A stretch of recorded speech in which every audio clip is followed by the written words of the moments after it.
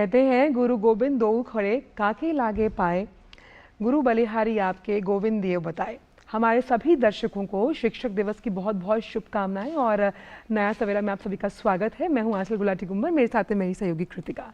बिल्कुल शुक्रिया आंचल, और हमारी तरफ से भी एक बार फिर से सभी दर्शकों को बहुत बहुत शुभकामनाएं। आज एक और नई सुबह की शुरुआत के साथ हम हाजिर हैं नए तेवर और नए कलेवर के साथ नया सवेरा के एक और खास अंक को लेकर। और अगले एक घंटे में हम आपको दिखाएंगे देश और दुनिया की ताज़ा तरीन खबरें और साथ ही फिल्म, साहित्य, संगीत और जीवन के संघर्षों से जुड़ी भी कहानियां आप तक पहुंचाएंगे।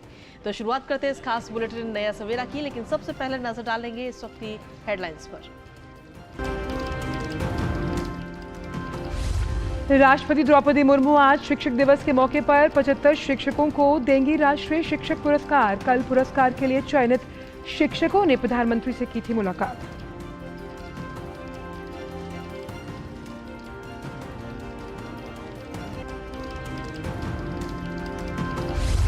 हरियाणा के मेवात में G20 की अंतिम शेरपा बैठक जारी। शिखर सम्मेलन के लिए तय होगा एजेंडा।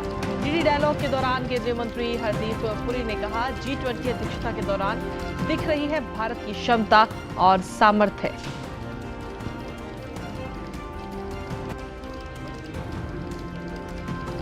G20 शिखर सम्मेलन के दौरान भारत में ग्रीन हाइड्रोजन पायलट सम्मेलन का आज नई दिल्ली में आयोजन। सार्वजनिक और निजी कंपनीज के ग्रीन हाइड्रोजन पायलट जो प्रोजेक्ट्स है उन्हें किया जाएगा प्रदर्शित। देश के पहले सूर्य मिशन आदित्य L1 ने आज तड़के पृथ्वी की कक्षा बदलने का दूसरा चरण सफलतापूर्वक किया पूरा। 10 सितंबर को बदलेगा तीसरी कक्षा।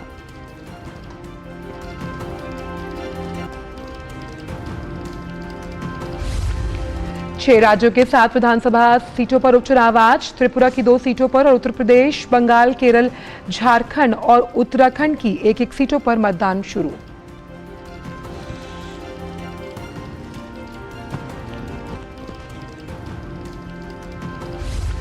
इंडोनेशिया की राजधानी जकार्ता में 43वां आसियान शिखर सम्मेलन आज से शुरू। सम्मेलन के साथ पहली आसियान हिंद प्रशांत की भी होगी बैठक। पीएम मोदी सम्मेलन के लिए कल होंगे रवाना।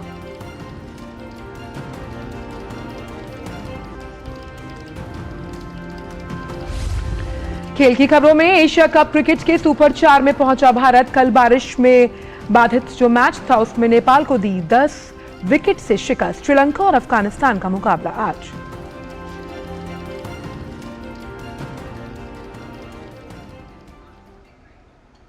तो नया सवेरा में देख लेते हैं सबसे पहले देश भर से जुड़ी कुछ खास खबरें। बिल्कुल, और देश भर से जुड़ी सब खबरों में सबसे पहले बात करते हैं शिक्षक दिवस की, क्योंकि आज शिक्षक दिवस है और इस अवसर पर राष्ट्रपति द्रौपदी मुर्मू आज नई दिल्ली के विज्ञान भवन में 75 चयनित शिक्षकों को साल 2023 के राष्ट्रीय पुरस्कार प्रदान करेंगी। दरअसल भारत में हर साल 5 सितंबर को डॉक्टर सर्वपल्ली राधाकृष्णन की जयंती को राष्ट्रीय शिक्षक दिवस के रूप में मनाया जाता है। शिक्षकों को राष्ट्रीय पुरस्कार प्रदान करने का उद्देश्य देश के शिक्षकों के अद्वितीय योगदान को रेखांकित करना और ऐसे शिक्षकों का सम्मान करना है जिन्होंने अपनी प्रतिबद्धता व परिश्रम से न सिर्फ स्कूली शिक्षा की गुणवत्ता में सुधार किया, बल्कि अपने छात्रों के जीवन को भी समृद्ध किया है। पुरस्कार के रूप में प्रमाण पत्र, 50,000 रुपए का नगद पुरस्कार और एक रजत पदक भी प्रदान किया जाएगा। शिक्षक दिवस के अवसर पर शिक्षा मंत्रालय का स्कूली शिक्षा और साक्षरता विभाग हर साल 5 सितंबर को एक राष्ट्रीय समारोह का भी आयोजन करता है, जिसमें एक पारदर्शी चयन प्रक्रिया के माध्यम से चुने गए देश के सर्वश्रेष्ठ शिक्षकों को राष्ट्रीय पुरस्कार प्रदान किए जाते हैं।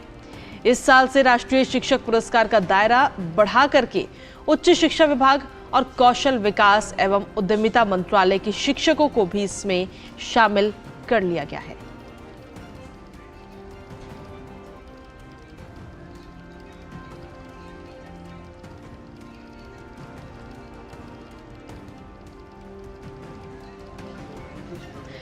तो आपको बता दें कि आज शिक्षक दिवस है और डॉक्टर सर्वपल्ली राधाकृष्णन की जयंती को राष्ट्रीय शिक्षक दिवस के रूप में मनाया जाता है। आज देश भर के 50 शिक्षकों को जिनको चुना गया उन्हें आज पुरस्कार भी दिए जाएंगे। और शिक्षक दिवस की पूर्व संध्या पर प्रधानमंत्री ने राष्ट्रीय शिक्षक पुरस्कार 2023 के विजेताओं के साथ बातचीत की। बातचीत में 75 पुरस्कार विजेताओं ने भाग लिया। प्रधानमंत्री ने देश के युवा दिमागों को विकसित करने में जो शिक्षकों के प्रयास रहे हैं उनकी प्रशंसा की। उन्होंने बच्चों को जमीनी स्तर पर उपलब्धि हासिल करने वालों की सफलता के बारे में शिक्षित कर प्रेरित करने के साथ साथ इस बात के महत्वता पर भी जोर दिया। प्रधानमंत्री ने शिक्षकों से छात्रों को अपने क्षेत्र के इतिहास और संस्कृति के बारे में जानने के लिए प्रेरित करने का आग्रह किया। देश में विविधता के ताकत पर प्रकाश डालते हुए उन्होंने अपने शिक्षकों से अपने स्कूलों में देश के विभिन्न हिस्सों की संस्कृति और विविधता का जश्न मनाने का अनुरोध किया। वहीं चंद्रयान 3 की सफलता पर चर्चा करते हुए प्रधानमंत्री ने विज्ञान और टेक्नोलॉजी के बारे में छात्रों में जिज्ञासा को प्रोत्साहित करने के महत्व को भी रेखांकित किया है।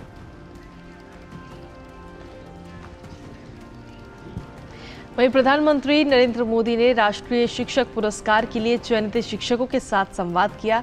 आइए देखते हैं इस संवाद के कुछ खास अंश। आपकी तरफ जब मैं देखता हूं, आप देश इतने महान देश के सारे काम इतनी आसानी से कर रहे हैं, आप अंतर्राष्ट्रीय स्तर पर भी भारत का नाम इतना ऊंचाई पे रहे, इसलिए हर रोज निरंतर प्रयास कर रहे हैं। फिर भी आप अपने चेहरे पे वो तेज, आपकी हंसी, आप जिस तरह से हम लोगों को अभी एक एंटरटेन कर रहे हैं, इस तरह से हमें लगता है कि हमारे क्लास के बच्चे भी उसी तरीके से हमारी तरफ देखे जैसे हम आपकी तरफ देख रहे हैं। अच्छा, आप लोग स्कूल में पढ़ाते ना, पर प्रकाशित है, पर प्रकाशित पढ़ाते ना, तो मेरा जो तेज है ना वो 140 करोड़ लोगों का जो तेज है ना, जो रिफ्लेक्ट होता है इसके कारण।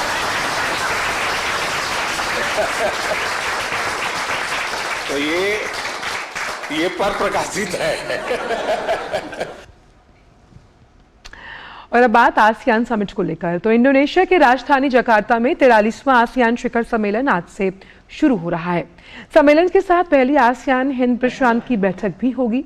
बैठक से ठीक पहले आसियान देशों के विदेश मंत्रियों ने म्यांमार, दक्षिण चीन सागर के लिए आचार संहिता बनाने, क्षेत्र की अर्थव्यवस्था, अंतर्राष्ट्रीय अपराध सहित अन्य कई मुद्दों पर चर्चा करने के लिए जकार्ता में मुलाकात की है।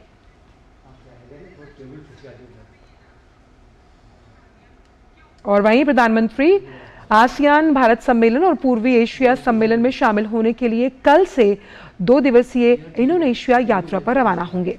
इस सम्मेलन में भारत आसियान संबंधों की प्रगति की समीक्षा होनी है। आपसी सहयोग की भावी दिशा निर्धारित की जाएगी। पूर्वी एशिया सम्मेलन में भारत सहित इसके 8 वार्ता भागीदार क्षेत्रीय और वैश्विक महत्व के मुद्दों पर विचार साझा किया जाएगा।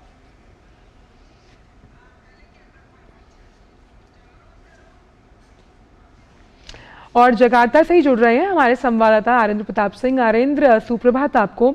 आसियान समिट अपने आप में बहुत अहम है, खास तौर पर जब हम हिंद प्रशांत महासागर की बात करते हैं। आरेंद्र, उस लिहाज से किस तरह से ग्लोबल साउथ की अग्रणी आवाज बनके भारत अपनी बात इस सम्मेलन में रखेगा? सुप्रभात आंचल, आपको भी, कृतिका आपको भी, और शिक्षक दिवस की आप दोनों को बहुत बहुत बधाई, क्योंकि बहुत महत्वपूर्ण मौका है अपने आप में। और जो सवाल आपने किया, निश्चित तौर से आसियान समिट की शुरुआत हो रही है और ऐसे में ये बेहद महत्वपूर्ण है। और आपने ग्लोबल साउथ का जिक्र किया, तो भारत एक बुलंद आवाज बना है पूरे ग्लोबल साउथ की वैश्विक मंच पर उठाने को लेकर, और भारत लगातार इस बात को हर एक मंच पे रख रहा है कि कैसे एक डिस्पैरिटी जो विकास को लेकर रही है, संसाधनों की उपलब्धता को लेकर रही है, तकनीकी उपलब्धता को लेकर रही है, उसमें एक सामंजस्य आने की जरूरत है। तो निश्चित तौर से ये एक बड़ा मसला होने वाला है। लेकिन आपने जिस बात का जिक्र किया कि प्रधानमंत्री आ रहे हैं और ऐसे में 6 और 7 2 दिन का है, तो 7 तारीख को प्रधानमंत्री की यहाँ पे एंगेजमेंट्स होगी। आसियान भारत समिट में प्रधानमंत्री भारत का प्रतिनिधित्व करेंगे। इसके अलावा ईस्ट एशिया समिट में भी भारत की ओर से प्रधानमंत्री शामिल होंगे। हालांकि बहुत छोटा सा और व्यस्त कार्यक्रम है प्रधानमंत्री का, लेकिन ये महत्वपूर्ण है आंचल इस बात को समझना, क्योंकि G20 की मेजबानी हम कर रहे हैं और बिल्कुल वो दिन आ गया है जब शिखर सम्मेलन दिल्ली में होना। लेकिन उस व्यस्तता के समय निकाल कर अगर यहाँ पर आ रहे हैं, तो ये बताता है कि आसियान देशों और ईस्ट एशिया समिट के साथ जो सदस्य देशों के साथ में जो संवाद करना है, तो भारत उसको कितना महत्व देता है, प्रधानमंत्री मोदी व्यक्तिगत तौर पर इसको कितना एक सम्मान देते हैं। और ये अपने आप में दर्शाने के लिए काफी है कि प्रधानमंत्री की ये छोटी लेकिन संक्षिप्त लेकिन बेहद महत्वपूर्ण यात्रा है। और आसियान शिखर सम्मेलन में निश्चित तौर से अगर बात की जाए तो आसियान के जो 10 सदस्य देश हैं, वो दक्षिण पूर्वी एशिया देश जो सदस्य देश हैं, उन सबके बीच में कैसे बेहतर तालमेल हो, आर्थिक संपन्नता को कैसे आगे बढ़ाया जाए, क्षेत्र में शांति स्थिरता स्थापित करना, ये एक सबसे बड़ा चैलेंज और चुनौती के तौर पर है। लेकिन उस दिशा में आगे बढ़ने की कवायद निश्चित तौर से यहाँ इंडोनेशिया से इस मंच से निकलती नजर आएगी। आंचल जी आरेंद्र, जिस तरीके से देखा जाए तो प्रधानमंत्री नरेंद्र मोदी कल इस सम्मेलन में शामिल होने के लिए भारत से रवाना होंगे, तो भारत के लिहाज से अगर देखा जाए तो कितना महत्वपूर्ण है ये सम्मेलन? कृतिका, ये बहुत महत्वपूर्ण है और निश्चित तौर से प्रधानमंत्री का G20 की मेजबानी और अध्यक्षता के दरमियान इतनी व्यस्त कार्यक्रम के बीच में यहाँ आना, यही अपने आप में एक बड़ा संदेश और संकेत है कि भारत किस प्रकार से आसियान देशों के साथ में संबंधों की गहराई को आगे बढ़ाने के लिए तत्पर है। हम जानते हैं कि एक समय था जब हम भारत लुक ईस्ट की नीति अपनाते, तो उसके बाद में प्रधानमंत्री मोदी के आने के बाद में एक्ट ईस्ट की नीति को अपनाया गया और उसके बाद में एक बड़ा बदलाव जमीन पे देखने को मिला है और निश्चित तौर से ये बदलाव बहुत सार्थक है। हमने देखा है कि आसियान देशों के साथ में भारत के लगातार बढ़ते संबंध, यहाँ पे व्यापारिक संबंध तो बढ़ ही रहे हैं, लेकिन रक्षा, सुरक्षा और अन्य प्रकार की जो गतिविधियां हैं उन सब में आपसी समझ को बढ़ाने के लिहाज से काफी महत्वपूर्ण रहे हैं। तो निश्चित तौर से ये भारत के लिहाज से भी और आसियान देशों के बीच में भारत की बढ़ती स्वीकारता, भारत के प्रति बढ़ता आकर्षण भी ये दर्शाता है कि प्रधानमंत्री मोदी और भारत को लेकर ये तमाम देश उत्साहित हैं, आशान्वित हैं, क्योंकि भारत एक मुखर आवाज के तौर पर वैश्विक व्यवस्थाओं को सही तरीके से लागू करने को लेकर लगातार अपनी बात रखता रहा है और ऐसे में भारत के बढ़ती वैश्विक स्वीकारता हर कोई व्यक्ति इसको सहजता से स्वीकारता नजर आता है, खासतौर से अगर हम देशों की बात करें। और यहाँ पर आसियान देशों के साथ भी भारत के इस मंच पे साझेदारी करते हुए ये बात आगे बढ़ती नजर आएगी और ये अपने आप में बेहद महत्वपूर्ण भी होगा, क्योंकि आसियान देशों के साथ में अगर हम बीते कुछ वर्षों में ही बात करें तो ये संबंध हर क्षेत्र में बढ़ते नजर आए हैं। रक्षा सुरक्षा से लेकर फ्री नेविगेशन की बात हो, क्योंकि ये फ्री नेविगेशन एक बड़ा मसला है। आसियान क्षेत्र के लिहाज से, देशों के लिहाज से बात की जाए तो शांति, सुरक्षा और स्थिरता एक बड़ा मसला है। भारत हमेशा से कानून आधारित व्यवस्थाओं को लागू करने का पुरजोर तरीके से बात रखता रहा है और भारत ने हर मंच पे, चाहे वो द्विपक्षीय हो चाहे वो वैश्विक हो, हमेशा इस बात को रखा है। और इस लिहाज से प्रधानमंत्री मोदी और भारत की जो एक कहा जाए उनके प्रति आकर्षण या उनकी जो स्वीकारता है या भारत की बात की जो मजबूती है, उसको लेकर यहाँ पे सबकी नजरें रहेंगी। आसियान शिखर सम्मेलन की शुरुआत एक तरीके से हो चुकी है और अब यहाँ पे इंतजार है आसियान भारत की समिट जब होगी 7 तारीख को, उसके अलावा ईस्ट एशिया समिट होगी, क्योंकि ईस्ट एशिया समिट में 10 आसियान देशों के अलावा 8 और भागीदार देश। और बिल्कुल आरिंदर, तभी प्रधानमंत्री ने कहा था कि 21वीं सदी जो है वो एशियाई युग है और ऐसे में तमाम ये जो मल्टीलेटरल फोरम्स हैं इसमें भारत को एक सोल्यूशन प्रोवाइडर के साथ साथ एक फैसिलिटेटर के तौर पर भी देखा जा रहा है। बहुत बहुत शुक्रिया आरिंदर इन तमाम जानकारियों को हमसे और हमारे दर्शकों से साझा करने के लिए। बिल्कुल, और नया सवेरा में खबरों का सिलसिला भी यूं ही लगातार जारी है, लेकिन फिलहाल वक्त एक छोटे से ब्रेक का हो गया। आप देखते रहिए डीडी न्यूज। होंगे बच्चे स्वस्थ भले भूलेगा बचपन, इन्हें पिलाओ मुगली घुट्टी 555। मलेरिया का कारण रुके हुए पानी में पैदा होने वाला एनोफिलीज मच्छर। आसपास पानी का जमाव नहीं तो मच्छर और मलेरिया भी नहीं। सिर दर्द, बदन दर्द, बुखार आदि लक्षण नजर आने पर स्वास्थ्य कर्मी से संपर्क करें। गर्भवती महिलाओं और बच्चों के लिए विशेष सावधानी जरूरी है। इलाज में देरी से मलेरिया जानलेवा भी हो सकता है। सरकारी अस्पतालों में मलेरिया की जांच व इलाज मुफ्त है। अर्जुन, एग्जाम्स में you made us really proud. अब आगे क्या सोचा है? पापा, मैंने IIT जाना है और इंजीनियर बनना है। Think IIT, think विद्या मंदिर। ब्रेक के बाद सभी का स्वागत और अब बात करते हैं G20 को लेकर।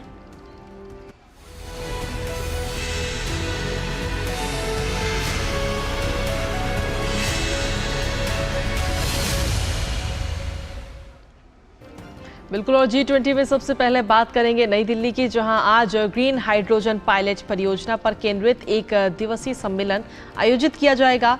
G20 शिखर सम्मेलन से पहले आयोजित इस सम्मेलन में देश की सार्वजनिक और निजी क्षेत्रों की कंपनियों के विभिन्न ग्रीन हाइड्रोजन पायलट प्रोजेक्ट्स को प्रदर्शित इसमें किया जाएगा। नवीन और नवीकरणीय ऊर्जा मंत्रालय के अनुसार इस सम्मेलन में नई परियोजनाओं और हरित हाइड्रोजन प्रौद्योगिकी में प्रगति को प्रस्तुत किया जाएगा। साथ ही आपको बता दें कि इस सम्मेलन की मेजबानी एनटीपीसी कर रहा है। केंद्रीय विद्युत, नवीन तथा नवीकरणीय ऊर्जा मंत्री आर.के. सिंह इस सम्मेलन में शामिल होंगे। आयोजन के दौरान चर्चाओं से क्षेत्र की उपलब्धियों और चुनौतियों को साझा करने में भी प्रोत्साहन मिलेगा।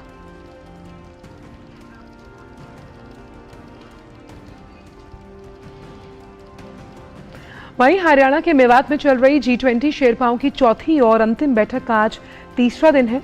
बैठक में कई अहम मुद्दों पर सार्थक बातचीत की गई, कई अहम विषयों पर सहमति बनी। बैठक में 9 और 10 सितंबर को दिल्ली में होने वाले G20 शिखर सम्मेलन के लिए एजेंडा तय होगा। इस बैठक में सभी देशों के शेरपा के साथ ही विभिन्न विषयों से संबंधित प्रतिनिधि भी शामिल होंगे।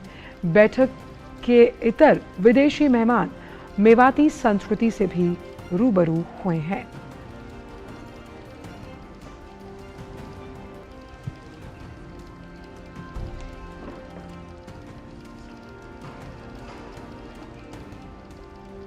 भारत की राजधानी नई दिल्ली में 9 और 10 सितंबर को आयोजित हो रहे G20 शिखर सम्मेलन से पहले अमेरिका की प्रथम महिला और अमेरिकी राष्ट्रपति जो बाइडेन की पत्नी कोविड संक्रमित पाई गई हैं। हालांकि 72 साल की जिल बाइडेन को कोविड के हल्के लक्षण हैं। व्हाइट हाउस ने एक विज्ञप्ति भी जारी कर सूचना दी है कि वो अब डेलावेयर में अपने घर पर ही रहेंगी। जो बाइडेन का भी कल शाम को कोविड परीक्षण किया गया था, जिसमें उनका परीक्षण नेगेटिव पाया गया है।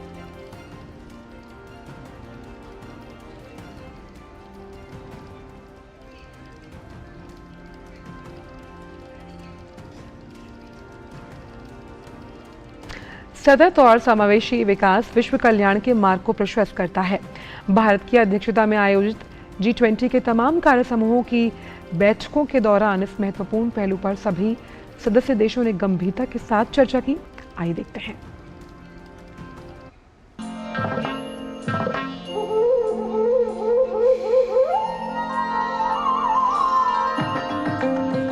भारत की अध्यक्षता में आयोजित होने जा रहे G20 शिखर सम्मेलन में जिन अहम मुद्दों पर दुनिया के ताकतवर देश मंथन करेंगे, उसमें सतत एवं समावेशी विकास के लक्ष्यों को हासिल करना भी शामिल है। इस महत्वपूर्ण पहलू को लेकर पिछले साल दिसंबर से लेकर अब तक भारत की अध्यक्षता में कई कार्यकारी और मंत्री समूह स्तर की बैठकें हो चुकी हैं। गौरतलब है कि सतत विकास के लिए एक त्वरित, लचीला और समावेशी विकास आधारशिला है। अपनी G20 अध्यक्षता के दौरान भारत का लक्ष्य उन क्षेत्रों पर ध्यान केंद्रित करना है जिनमें संरचनात्मक बदलाव लाए जा सकते हैं। इसमें वैश्विक व्यापार में MSME को शामिल करने की गति तेज करने, विकास के लिए व्यापार की भावना लाने, श्रम अधिकारों को बढ़ावा देने और श्रम कल्याण को सुरक्षित करने, दुनिया भर में कौशल के बीच अंतर को दूर करने और समावेशी कृषि मूल्य श्रृंखला और खाद्य प्रणाली का निर्माण करने की महत्वाकांक्षा भी शामिल है। भारत के लिए सक्सेस और सर्विस, सफलता और सेवा एक दूसरे के पर्याय हैं। जन कल्याण से जग कल्याण, ये हमारी भावना है। इसलिए आज भारत सस्टेनेबल डेवलपमेंट के क्षेत्र में वैश्विक संभावनाओं का नेतृत्व कर रहा है। भारत ने कोविड-19 के हानिकारक प्रभाव के बावजूद मौजूदा दशक को रिकवरी के दशक में बदल दिया है। भारत सतत विकास के लिए 2030 एजेंडा के निर्धारित लक्ष्यों को प्राप्त करने के लिए G20 के प्रयासों की प्रतिबद्धता पर ध्यान केंद्रित कर रहा है।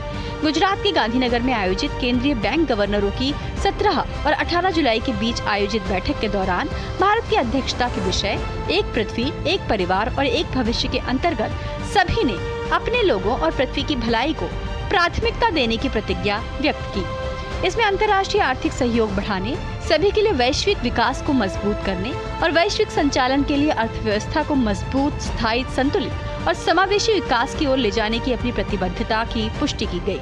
Discussions happened on global economic outlook, the risks and the macroeconomic implications, and in this specific attention was given for food and energy insecurity, and also for climate change related issues. So global economic outlook has these specific issues discussed. G20 बैठकों के दौरान समावेशी विकास और सतत विकास के समर्थन में वित्तीय समावेशन को आगे बढ़ाने में डिजिटल सार्वजनिक अवसंरचना की महत्वपूर्ण भूमिका भी बताई गई। भारत का लक्ष्य विकास की ऐसी अवधारणा को लागू करना है जिसमें सभी की भागीदारी बराबरी के साथ सुनिश्चित हो सके। साथ ही विकास के सारे मापदंड भौगोलिक कठिनाइयों और संसाधनों की स्थिति को देखकर तय किए जाएं। भारत की G20 अध्यक्षता के दौरान सतत और समावेशी विकास के लक्ष्यों को हासिल करने के लिए जो बिंदु तय किए गए हैं वे सभी के हितों की पूर्ति करते हैं और इसका समर्थन विकसित और विकासशील देश भी करते हैं। और G20 सम्मेलन के लिए राजधानी दिल्ली भी पूरी तरह से तैयार है। एयरपोर्ट से लेकर प्रगति मैदान स्थित भारत मंडपम तक दिल्ली को चमका दिया गया है। साथ ही दिल्ली पुलिस भी पूरी तरह से अलर्ट है। चप्पे चप्पे पर दिल्ली पुलिस के जवान तैनात किए गए हैं, जहां आसमान से लेकर जमीन तक दिल्ली पुलिस की पैनी नजर होगी। कैसी है दिल्ली पुलिस की तैयारी, इस पर हमारे संवाददाता मुकेश शुक्ला ने बात की दिल्ली पुलिस के विशेष आयुक्त दीपेंद्र पाठक से। आपको सुनाते हैं। जैसा कि आप सभी को पता है कि G20 शिखर सम्मेलन दिल्ली में होने वाला है और इसको लेकर के तमाम तैयारियां जो हैं वो पूरी की जा चुकी हैं, लेकिन सबसे ज़्यादा जिम्मेदारी है वो है दिल्ली पुलिस के कंधों पर। कैसी है सुरक्षा व्यवस्था अभी तक, उस पर बात करेंगे special CP law and order Shri Dipendra Pathak ji से। देखिए, चैलेंजिंग है, डिमांडिंग है, ये देश के लिए गौरव की बात है। ये एक ऑनर है कि G20 का शिखर सम्मेलन भारत में हो रहा है और दिल्ली में हो रहा है। और दिल्ली में होने पर जो कानून व्यवस्था का जो एलिमेंट है बहुत इम्पॉर्टेंट होता है, पुलिस का एक इम्पॉर्टेंट रोल होता है। और हमारी जो जिम्मेदारी खासकर है, जो फोकस्ड जो रिस्पॉन्सिबिलिटी है, वो है कानून व्यवस्था दिल्ली में समिट के अलावा जो चारों तरफ पूरे दिल्ली का जो क्षेत्र है वहाँ पर बरकरार रहे, अच्छी रहे। कुल मिलाकर मैं ये कहूँगा कि एक रोबस्ट एंड एडिक्वेट ये पुलिस की व्यवस्था है और उसको एक पेशेवर तरीके से, प्रोफेशनल तरीके से हम उसे करेंगे। तमाम बातों का ध्यान रखा जा रहा है। हायर विजिबिलिटी, हायर चेकिंग्स, ये तमाम चीज़ें ग्राउंड पे की जा रही है। एक बहुत ही हाई स्टैंडर्ड ऑफ अलर्टनेस पे दिल्ली पुलिस है। कितनी संख्या आपने आंकी है कि कितना पुलिस फोर्स होगा? साथ ही साथ दिल्ली के कौन कौन से एरिया होंगे जिनको कॉर्डन ऑफ किया जाएगा? एनडीएमसी एरिया तो उसमें मेन है, लेकिन लोगों को बड़ी शक है कि वो शाहदरा से आएंगे दिल्ली तो कहाँ तक आ सकते हैं। एक वो जो आप बता रहे हैं कि पब्लिक इनकन्वीनियंस ना हो, तो उनके लिए उनको कैसे कन्विंस करेंगे कि भाई इन इलाकों में आना है, इन इलाकों में नहीं आना है आपको? देखिए, मेन जब फंक्शन के दरमियान आउट ऑफ बाउंड एरिया जो समिट एरिया है वो रहेगा। और इस पर ट्रैफिक यूनिट का बहुत डिटेल्ड एडवाइजरी अखबार में भी आया है, सोशल मीडिया पे है, हर जगह है, दिल्ली पुलिस के वेबसाइट पे है, तो उसको फॉलो करना है। मार्केट वगैरह को लेकर के लोग जानना चाहते हैं कि मार्केट्स कौन कौन से खुलेंगे, जैसे सब तो नहीं बंद है, तो क्या बंद है वो कैसे बताएंगे हम? देखिए, फंक्शन एरिया तो एक लिमिटेड जगह पर है। इसके अलावा जो तमाम दिल्ली का इलाका है वहाँ पर पुलिस का प्रेजेंस होगा, पैरामिलिट्री फोर्सेस जो कि हमारी मदद के लिए आ रही हैं उनका प्रेजेंस होगा। और हम इस बात का ध्यान रखेंगे कि आम लोगों को कोई इनकन्वीनियंस ना हो। शुक्रिया हमसे बात करने के लिए। तो आपने जैसा कि सुना कि दिल्ली तैयार है, दिल्ली पुलिस तैयार है, बस इंतजार है समिट के शुरू होने का। मैं मुकेश शुक्ला, DD न्यूज़ दिल्ली। तो तैयारी किस तरह की है ये हमने आपको बताया। इससे जुड़ी और भी खबरें हम आपको बताएंगे, लेकिन फिलहाल वक्त छोटे से ब्रेक का है। आप देखते रहिए DD न्यूज़। होंगे बच्चे स्वस्थ भले फूलेगा बचपन, इन्हें पिलाओ मुगली घुट्टी 555। अर्जुन, एग्जाम्स में you made us really proud. अब आगे क्या सोचा है? पापा, मैंने IIT जाना है और इंजीनियर बनना है। थिंक IIT, थिंक विद्या मंदिर। और ब्रेक के बाद एक बार फिर से स्वागत है आप सभी का नया सवेरा में। अब खबरों में आगे बढ़ते हैं। बिल्कुल, और बात करते हैं राष्ट्रीय राजधानी दिल्ली की, जो कि G20 शिखर सम्मेलन की मेजबानी के लिए तैयार है। सुरक्षा से लेकर यातायात व्यवस्था के भी पुख्ता इंतजाम किए गए हैं। दिल्ली पुलिस ने आगामी G20 शिखर सम्मेलन से पहले इंडिया गेट पर वाहनों की चेकिंग की।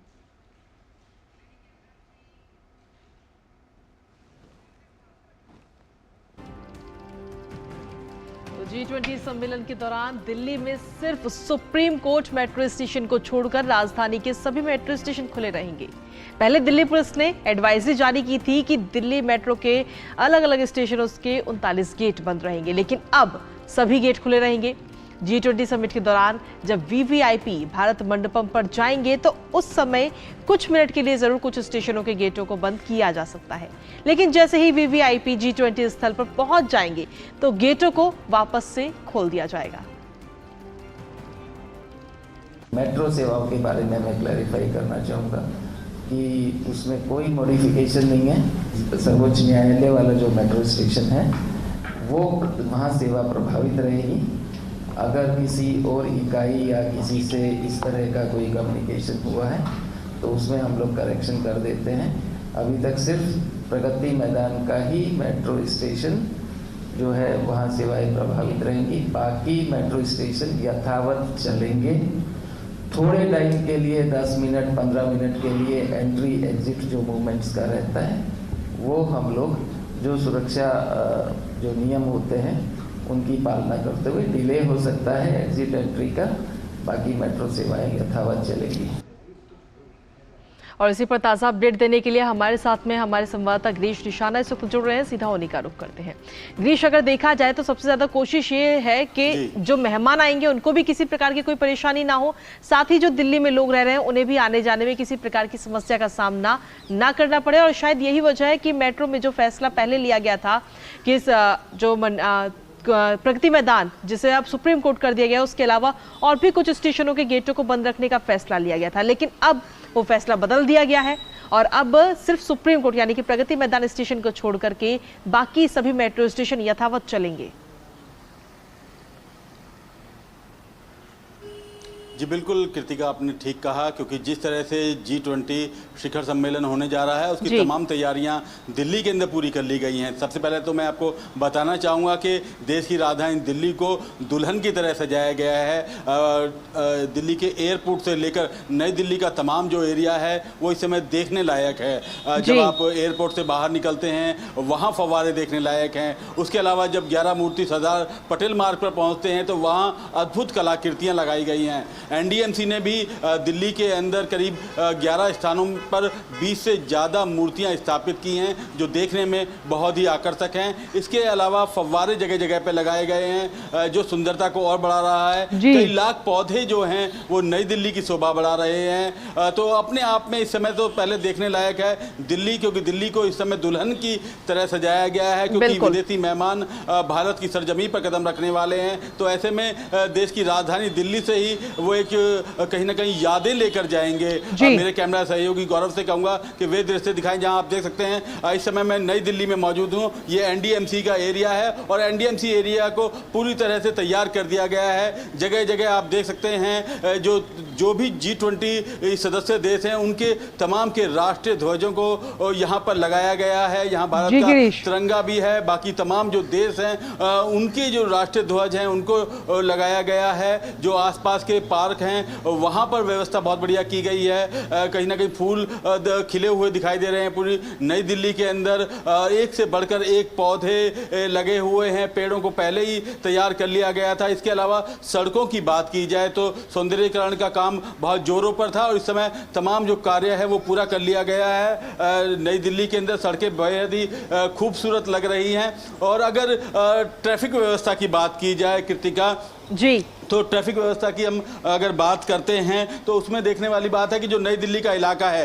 क्योंकि जिस तरह से विदेशी मेहमान भारत में आएंगे तो एयरपोर्ट के रास्ते होते हुए सरदार पटेल मार्ग और जहां जहां पर आयोजन होना है, जैसे कि अगर शिखर सम्मेलन की बैठक की बात की जाए तो प्रगति मैदान भारत मंडपम में होनी है तो उसके आसपास का जो रास्ता है पूरी तरह से प्रभावित रहेगा। चाहे वो मथुरा रोड हो, भैरव मार्ग हो, चाहे वो सिकंदरा रोड हो, चाहे फिरोजशाह रोड, कोपरनिकस मार्ग, ये जो तमाम जो रास्ते हैं ये कहीं ना कहीं प्रभावित रहेंगे। 8, 9 और 10 तारीख को पूरी तरह से तो लोगों को सलाह भी दी गई है कि इन मार्गों से बचकर चलें। इसके अलावा अगर NH48 की बात की जाए कृतिका और आंचल, तो NH48 यानी कि दिल्ली से जयपुर और जयपुर से जो दिल्ली वाला रास्ता है वो भी कहीं ना कहीं प्रभावित रहेगा। तो हम ये जानना चाहेंगे आपसे, दिल्ली के अंदर एंट्री करते हैं वहां प्रभावित रहेगा। जी गिरीश, हम ये भी जानना चाहेंगे कि जो फ्रंटलाइन वर्कर्स हैं, जिसमें हम मेडिकल स्टाफ की बात करते हैं, खास तौर पर जो सफाई कर्मचारी हैं, मीडिया प्रोफेशनल्स हैं, उनको लेकर किस तरह की एसओपी जारी की गई है? देखिए, ये जितने भी लोग हैं, जो ज़रूरत के लोग हैं, जो चाहे मीडिया कर्मी हों, चाहे जो सफाई कर्मचारी हों, चाहे वो मेडिकल से जुड़े हुए लोग हों, उन लोगों को अपना आई कार्ड दिखाकर, और ख़ास तौर पर जो मीडिया कर्मी हैं उनके लिए तो विशेष तौर पर आई कार्ड की प्रबंध किया गया है G20 को लेकर। इसके अलावा जो भी इस तरह के मीडिया प्रोफेशनल्स हैं, मेडिकल प्रोफेशनल्स हैं, उन लोगों को अपना आई कार्ड दिखाकर जाने की अनुमति होगी। इसी तरह से जितने भी एम्बुलेंस हैं वो लोग भी अपने कहीं अगर जाना है तो पहुंच सकते हैं। इसके अलावा खास तौर पर दिल्ली ट्रैफिक पुलिस ने खास तौर पर ये साफ कर दिया है कि जो भी लोग चाहे उनकी हवाई यातायात हो या उनको रेल यातायात के माध्यम से यात्रा करनी हो।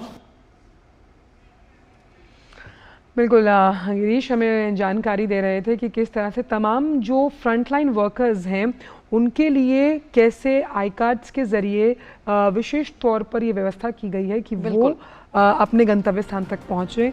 और इन तमाम जानकारियों के लिए बहुत बहुत शुक्रिया गिरीश आपका। और G20 से जुड़ी और भी खबरें आपको दिखाएंगे, लेकिन फिलहाल वक्त छोटे से ब्रेक का है। होंगे बच्चे स्वस्थ भले भूलेगा बचपन, इन्हें पिलाओ मुगली घुट्टी 555। अर्जुन, एग्जाम्स में you made us really proud. अब आगे क्या सोचा है? पापा, मैंने IIT जाना है और इंजीनियर बनना है। थिंक IIT, थिंक विद्या मंदिर।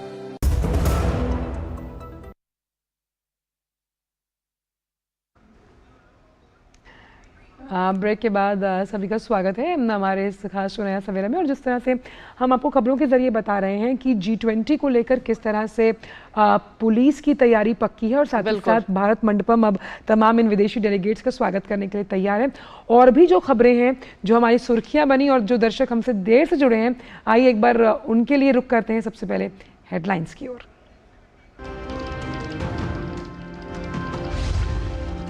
राष्ट्रपति द्रौपदी मुर्मू आज शिक्षक दिवस के मौके पर 75 शिक्षकों को देंगी राष्ट्रीय शिक्षक पुरस्कार। कल पुरस्कार के लिए चयनित शिक्षकों ने प्रधानमंत्री से की थी मुलाकात।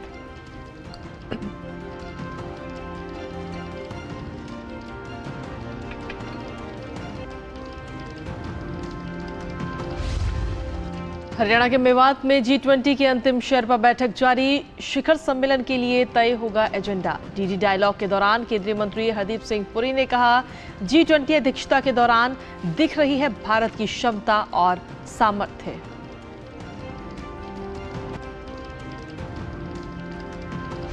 G20 शिखर सम्मेलन के दौरान भारत में ग्रीन हाइड्रोजन पायलट सम्मेलन का नई दिल्ली में आयोजन। आज सार्वजनिक और निजी कंपनियों के ग्रीन हाइड्रोजन पायलट को किया जाएगा प्रदर्शित।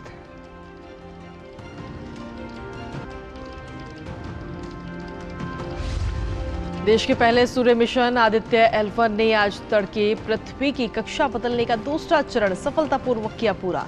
10 सितंबर को बदलेगा तीसरी कक्षा।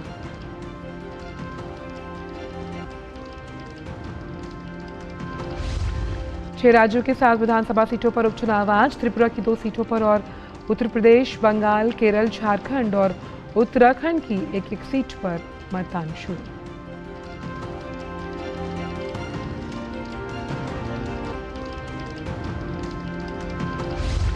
इंडोनेशिया की राजधानी जकार्ता में 43वां आसियान शिखर सम्मेलन आज से शुरू। सम्मेलन के साथ पहली आसियान हिंद प्रशांत की भी होगी बैठक।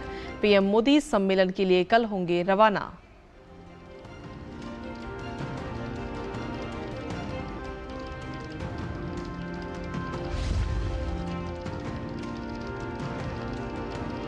एशिया कप क्रिकेट के सुपर 4 में पहुंचा भारत। कल बारिश से बाधित मैच में नेपाल को दी 10 विकेट से शिकस्त। श्रीलंका और अफगानिस्तान का मुकाबला आज।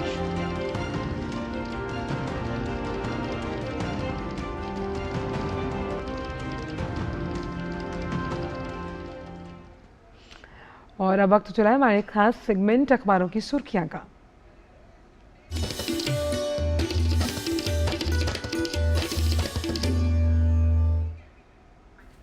बिल्कुल, और सुर्खियों को जानने के लिए सीधा चलते हैं इस वक्त हमारी सहयोगी संध्या के पास में। संध्या, क्या कुछ है आज की सुर्खियां अखबारों में? जी शुक्रिया कृतिका। आज अखबारों के सुर्खियों की शुरुआत कर लेते हैं नवभारत टाइम्स की उस बड़ी खबर के साथ, जहां तमिलनाडु सरकार के मंत्री और वहां सनातन धर्म पर उन्होंने जो बयान दिया है उस खबर के साथ, जिस पर सियासत गर्मा गई है और भाजपा ने पूरे विपक्षी गठबंधन को आड़े हाथ लिया है और उन्होंने ये कहा है कि सनातन धर्म का ये अपमान है। केंद्रीय रक्षा मंत्री राजनाथ सिंह ने कहा है कि जिस तरह से उदयनिधि ने ये बयान दिया है उसको लेकर के पूरे विपक्षी गठबंधन को माफ़ी मांगनी चाहिए। केंद्रीय मंत्री धर्मेंद्र प्रधान ने इस बात पर तीखी प्रतिक्रिया देते हुए कहा है कि सनातन धर्म का ये अपमान है और माफ़ी मांगी जानी चाहिए। केंद्रीय मंत्री अनुराग सिंह ठाकुर ने ये बात कही कि सनातन धर्म था, है और आगे भी रहेगा। विपक्षी गठबंधन रहे या ना रहे, उसे घमंडिया गठबंधन बताते हुए केंद्रीय मंत्री ने इस बात को बताया। और इसके अलावा कानून मंत्री ने भी ये बात कही कि जिस तरह से सनातन धर्म को लेकर के ये बयान आया है, ये इसको लेकर के माफ़ी मांगी जानी चाहिए। ये खबर आज हेडलाइन के साथ प्रकाशित की गई है। बात कर लेते हैं अगली खबर की, जो G20 शिखर सम्मेलन से जुड़ी हुई है। तो महामारी के खिलाफ एक तंत्र पर मंजूरी संभव, इस खबर को आज हेडलाइन के साथ हिंदुस्तान ने लिया है और ये संभावना और ये उम्मीद जताई है कि ये जो सम्मेलन होगा इसमें वैश्विक तंत्र की स्थापना में टीकों को लेकर, दवाओं को लेकर और जांच को लेकर के एक ऐसा तंत्र तैयार किया जाएगा जिससे कि आगे जो महामारी है उससे निपटने में खासी सफलता मिल सके। इसके अलावा बात कर लेते हैं एक और खबर की, जो G20 शिखर सम्मेलन की तैयारियों से ही जुड़ी हुई है। तो G20 शिखर सम्मेलन में जो हमारे अतिथि आएंगे उनके लिए RML अस्पताल को भी स्पेशल रूप से तैयार किया गया है और जैविक हमले के खतरे से निपटने को RML अस्पताल तैयार, इस हेडलाइन के साथ आज इस खबर को लिया गया है। वेंटिलेटर और अत्याधुनिक सुविधाओं से लैस अलग अलग वार्ड बनाए गए हैं, साथ ही साथ 3 नोडल अस्पताल भी बनाए गए हैं ताकि किसी भी तरह की अगर कोई आपातकालीन स्थिति बनती है तो उससे निपटने के लिए यह अस्पताल पूरी तरह से तैयार है, मुस्तैद है। बात कर लेते हैं G20 शिखर सम्मेलन की ही एक और खबर की, जो सुप्रीम कोर्ट मेट्रो स्टेशन को छोड़ करके बाकी सभी मेट्रो स्टेशन खुले रहेंगे। जो पूर्ववर्ती रूप से मेट्रो का संचालन होता था उसी तरह से होगा। इस खबर को आज हेडलाइन के साथ लिया गया है। साथ ही साथ ये भी बताया गया है कि एयरपोर्ट से जब दिल्ली में प्रवेश करेंगे हमारे अतिथि तो उन्हें विघ्नहर्ता गणेश की प्रतिमा दिखाई देगी और ये तरह तरह की मूर्तियां, सौंदर्यीकरण और जो तैयारियां की गई है उसी की एक प्रतिकृति होगी। बात कर लें एक और खबर की, जो दैनिक जागरण ने आज इसे हेडलाइन के साथ लिया है। लैंडर विक्रम ने चांद के आंगन में लगाई कामयाबी की छलांग, यानी कि दुनिया के कई देश जो चांद पर नहीं पहुंच पाए, वहीं भारत एक ऐसा देश बना है जिसने एक बार नहीं बल्कि 2 बार सॉफ्ट लैंडिंग की है और इससे मानव मिशन को लेकर के खासी उम्मीद जागी है इसरो के वैज्ञानिकों की। एक अच्छी खबर है, एक सकारात्मक खबर है और इसीलिए आज दैनिक जागरण ने इसे हेडलाइन के साथ प्रकाशित किया है। बात कर लें एक और खबर की, जो अरुणाचल प्रदेश से जुड़ी हुई है और बड़ी सौगात के रूप में ये एक खबर है। 2019 में प्रधानमंत्री नरेंद्र मोदी ने टनल के कार्य के लिए इसका उद्घाटन किया था, शिलान्यास किया था और ये टनल अब बनकर के तैयार हो चुकी है। ये सबसे लंबी सुरंग होगी और चीन की जो सीमा है वहाँ पर भारतीय सैनिकों के जाने के लिए, आवागमन के लिए ये काफ़ी कम समय के साथ भारतीय सैनिक यहाँ पर पहुँच पाएंगे। ये एक अच्छी और उपलब्धि से भरी हुई खबर है। 700 करोड़ रुपए की ये सेला सुरंग का प्रोजेक्ट था जो कि अब पूरा हो चुका है। आपको फिर लिए चलते हैं स्टूडियो की ओर। बहुत बहुत शुक्रिया संध्या, इन तमाम अखबारों की सुर्खियों को समेटकर हमारे दर्शकों के लिए लाने के लिए। बिल्कुल, और खबरों का सिलसिला नया सवेरा पे यूं ही लगातार जारी है, लेकिन वक्त एक छोटी सी ब्रेक का हो गया। आप देखते रहिए DD न्यूज़। अर्जुन, एग्जाम्स में you made us really proud. अब आगे क्या सोचा है? पापा, मैंने IIT जाना है और इंजीनियर बनना है। Think IIT, think विद्या मंदिर। ब्रेक के बाद सभी का स्वागत और अब रुक करते हैं दुनिया भर से कुछ खास खबरों का फटाफट अंदाज में।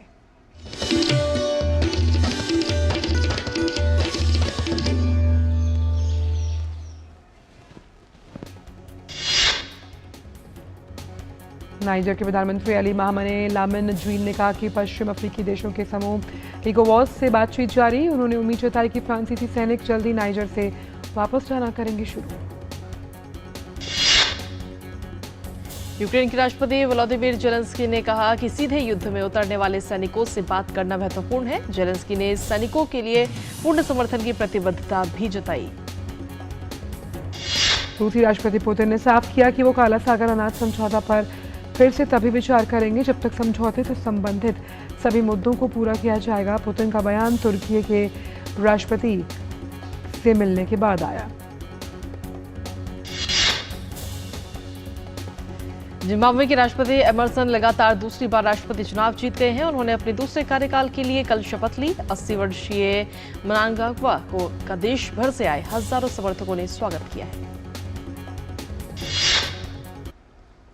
बात कारोबार जगत की फटाफट अंदाज में।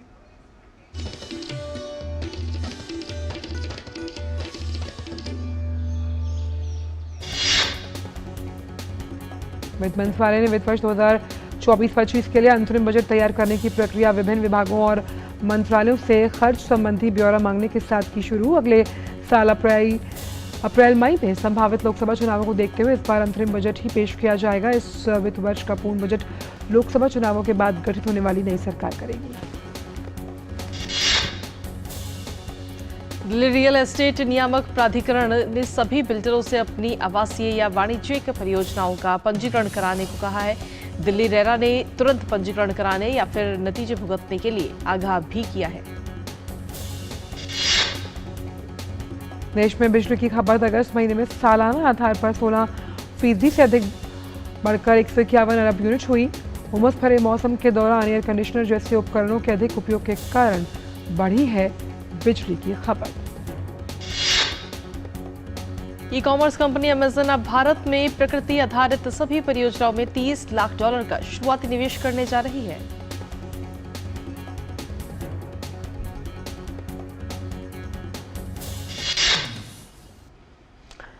और आइए देखते हैं खबरें खेल जगत से स्पोर्ट्स ट्रैक में।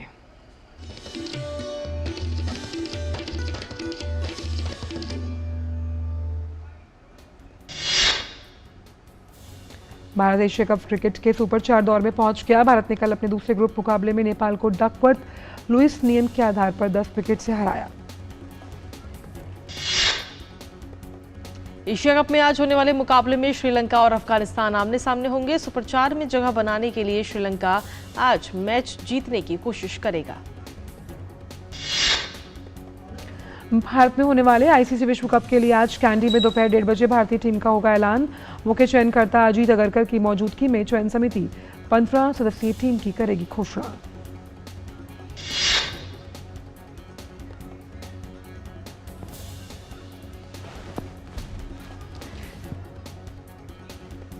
साल के चौथे ग्रैंड स्लैम में पहुंचे अल्कराज।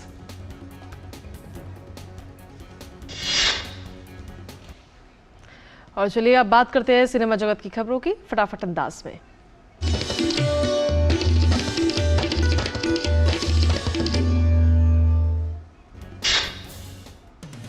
राजवीर देओल और पालोमा ढिल्लों की फिल्म दोनों का ट्रेलर हुआ रिलीज। इस फिल्म में सनी देओल के बेटे राजवीर और पूनम ढिल्लों की बेटी पोलामा कर रही है डेब्यू।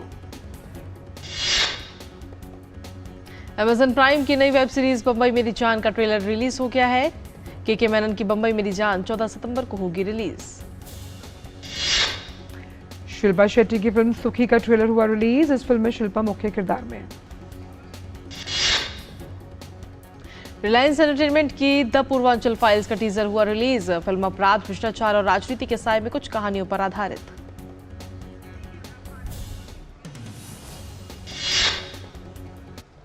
और अब बात एक खूबसूरत पहल से जुड़ी हुई।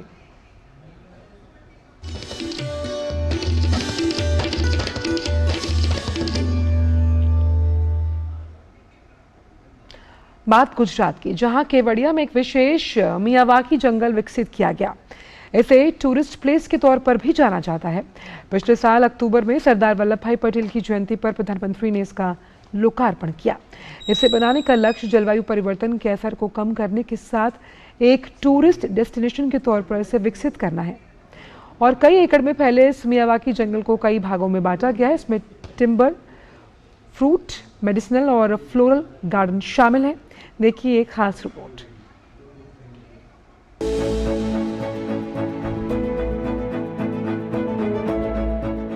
दूर दूर तक जहां देखो हरियाली ही हरियाली है।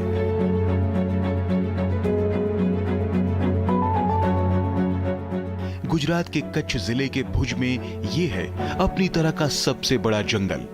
गुजरात के भुज में भूकंप पीड़ितों की याद में बने इस मियावाकी जंगल की खास बात यह है कि कुछ सालों पहले तक यहाँ बंजर जमीन थी, जहाँ तक नजर जाए बस वीरानी ही वीरानी थी, लेकिन अब उसकी जगह ले ली है इस खूबसूरत जंगल ने।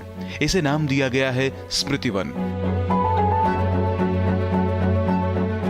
जी हाँ, भूकंप पीड़ितों की याद में बना है ये स्मारक वन, जिससे भुजिया पहाड़ी अब हरी चादर से ढकी हुई है।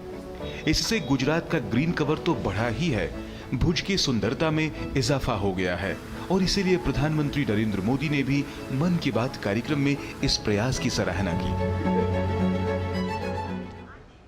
और शिक्षक दिवस की पूर्व संध्या पर जैसा कि हमने आपको बताया कि प्रधानमंत्री ने राष्ट्रीय शिक्षक पुरस्कार 2023 के विजेताओं के साथ बातचीत की थी।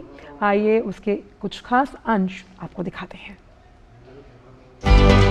माँ जन्म देती है, गुरु जीवन देता है, और इसलिए आप लोगों का दायित्व तो थोड़ा ज्यादा ही होता है। देश अब चल नहीं रहा है, देश दौड़ नहीं रहा है, देश उड़ रहा है। कभी कभी आप लोगों का फ्री पीरियड होता है ना, है? तो आज अपना फ्री पीरियड हो जाएगा, सिलेबस के बाहर ही करेंगे। सबसे पहले तो आप सबका स्वागत है, क्योंकि हमारे यहाँ कहा जाता है कि जब अतिथि आपके घर आते हैं और अतिथि की चरण रज जब आपके घर में पड़ती है तो ईश्वर का रूप होती है। तो आप मेरे यहाँ मेहमान हैं और आपकी चरण रज आज मेरे घर में आई है, तो मैं बहुत भाग्यशाली हूँ। तो उससे इसलिए आप सबका यहाँ आने के लिए बहुत बहुत धन्यवाद। जनमानस, छोटे से छोटा बच्चा और बुजुर्ग आदमी 100 वर्ष का भी जानता है कि परिवर्तन एक तरफा नहीं है, परिवर्तन चौतरफा है। और देश अब चल नहीं रहा है, देश दौड़ नहीं रहा है, देश उड़ रहा है। पर्यावरण संरक्षण और संवर्धन का भारतीय संस्कृति में बहुत ही जड़ें मजबूत हैं। हम अपने छात्रों को किस तरह से सजग कर सकते हैं कि वो इसे साकार कर सके। आप एकलव्य स्कूल में है, मतलब ज्यादातर आप आदिवासी बच्चों के बीच में हैं। अगर आदिवासी बच्चों के बीच में है तो पर्यावरण की रक्षा तो उनसे हमें सीखनी है जी। हमें उन्होंने जितनी पर्यावरण की रक्षा की है शायद कोई और कर सकता है। अब हमारे देश में रिसाइकल, हर चीज को रिसाइकल करना ये हमारे कल्चर में था। अगर कपड़े पुराने हो गए तो बड़े भाई के छोटे भाई को फिर पहनने लायक न रहे तो उसमें से कोई रजाई विजाई बना दो। आज कल्चर क्या आया है? Use and throw. प्लास्टिक थैली बाजार से माल ले आओ और फिर फेंको। तो हमने हर लोगों को समझाना है कि भाई अपने जीवन को कैसे बदले। सर, हमने अपने स्कूल में कोविड के समय में डिफरेंट लैंग्वेजेस पर डॉक्यूमेंट्रीज बनवाई सर घर में, मलयालम, पंजाबी, संस्कृत और हिंदी पर। और बच्चों ने रिसर्च किया, गाने गाए, डांस किया और उसको कंपाइल करके फिर हमने उसे ओपन सोर्स ऑफ लर्निंग की तरह यूट्यूब पर भी डाला सर। बढ़िया। भारत की विशेषता ये है कि हम विविधता को सेलिब्रेट करते हैं। क्या हम इसका आनंद ले सकते हैं क्या? अगर मान लीजिए आप तय करें कि चलो भाई 2024 हम केरल ईयर मनाएंगे स्कूल में, तो 24 में जितने कार्यक्रम होंगे, अच्छा दिवाली है तो अच्छा चलो भाई केरल में कैसे दिवाली करते हैं, एक अपनी दिवाली, एक केरल वाली दिवाली। मकर संक्रांति है तो एक अपने वाली, एक उनकी। नया साल है तो हमारा और उनका। तो स्कूल के बच्चों को केरल में साल भर क्या क्या होता है वो सीखने को मिलेगा। Under your able leadership, India has ushered into Amrit Kal. And what is the new and changing role of teachers to achieve this goal? कभी भी जीवन में भीतर के विद्यार्थी को मरने नहीं देना चाहिए। अगर आपके भीतर का विद्यार्थी जिंदा है तो आप कभी जीवन में उलझन में नहीं फंसोगे, निराश नहीं होंगे, बोझिल जिंदगी नहीं बनेगी। टीचर से अपेक्षा होती है एग्जैक्टनेस की। बच्चों को एनकरेज करना चाहिए। देखिए, बच्चों में क्यूरियोसिटी को कभी भी डिस्करेज नहीं करना चाहिए। आप लोग नहीं करते, इसीलिए तो आपको अवार्ड मिल रहा है।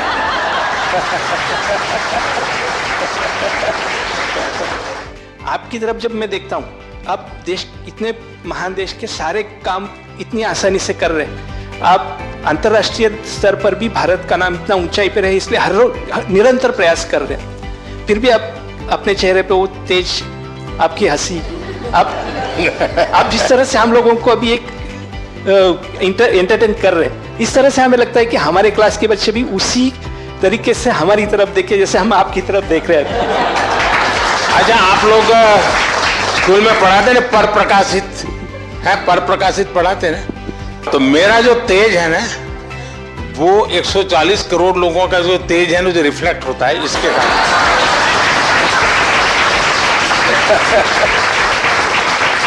तो ये पर प्रकाशित है। आप ये मान के चलिए, जो ये कभी आपको ये कहता है कि आज मेरे पास टाइम नहीं है, तो मान के चलिए वो झूठ बोलता है। वो झूठ बोलता है। कभी टाइम की कमी होती ही नहीं जी। लेकिन हमें मालूम नहीं है कि हम अपना टाइम कहां गंवा रहे हैं, हमें पता ही नहीं। अब तय करना है कि हमें समय वेस्ट करना है कि समय इन्वेस्ट करना है। दूसरा, आपको सामान्य जीवन में देखा होगा, काम करने की कभी थकान नहीं होती जी, काम न करने की थकान होती है। मैं मन से मानता हूं टीचर देश के लिए सर्वाधिक देश को बनाने में योगदान देने वाला ऐसा काम आपके पास है। आप देश बदल सकते हैं, जीवन बदल सकते हैं, आप सदी बदल सकते हैं। ये सामर्थ्य आपके अंदर होता है। परमात्मा आपको शक्ति दे। बहुत बहुत धन्यवाद।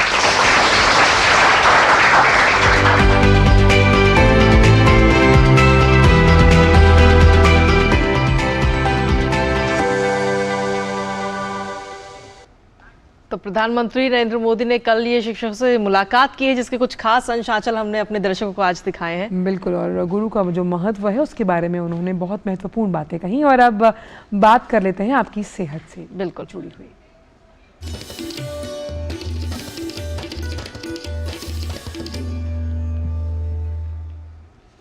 यूँ तो स्वादिष्ट भोजन लगभग सभी को खाना बहुत पसंद है, लेकिन भोजन का महत्व सिर्फ स्वाद तक ही सीमित नहीं है, बल्कि भोजन वो स्तंभ है जिस पर हमारी पूरी सेहत की इमारत बनती है। बेहतर सेहत के लिए पौष्टिक आहार का महत्व क्या है, आइए समझते हैं इस रिपोर्ट में।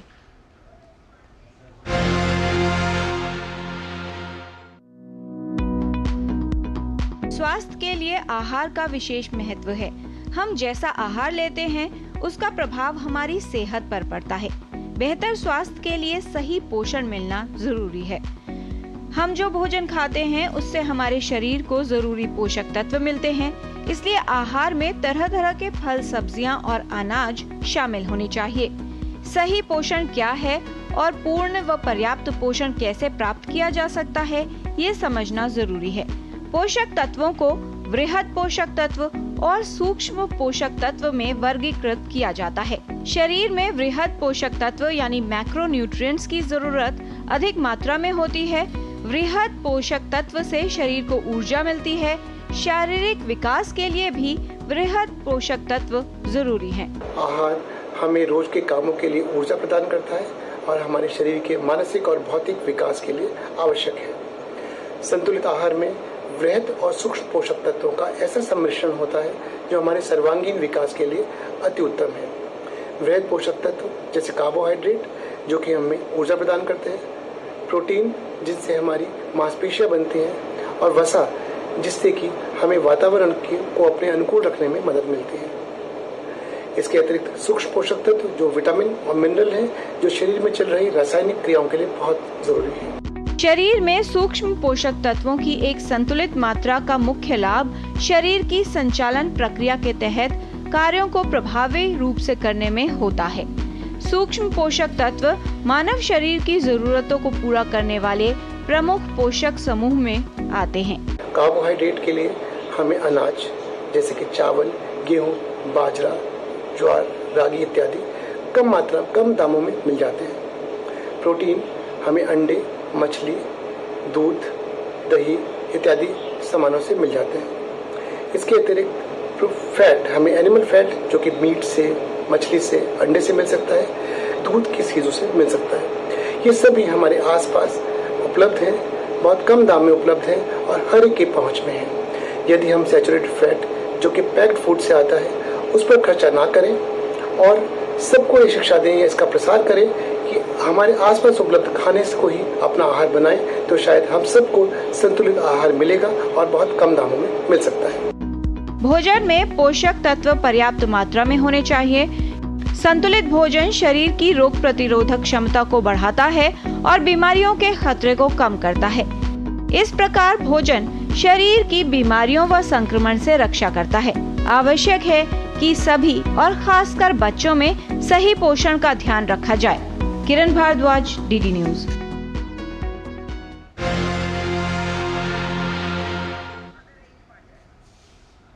और नया सवेरा में अब बात करते हैं मौसम की और देखते हैं कि क्या तापमान है आपके शहर में।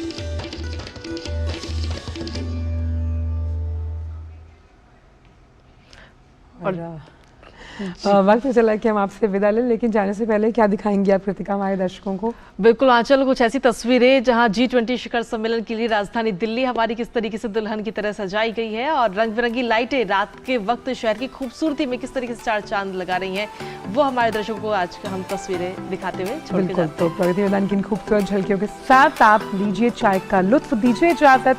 नमस्कार।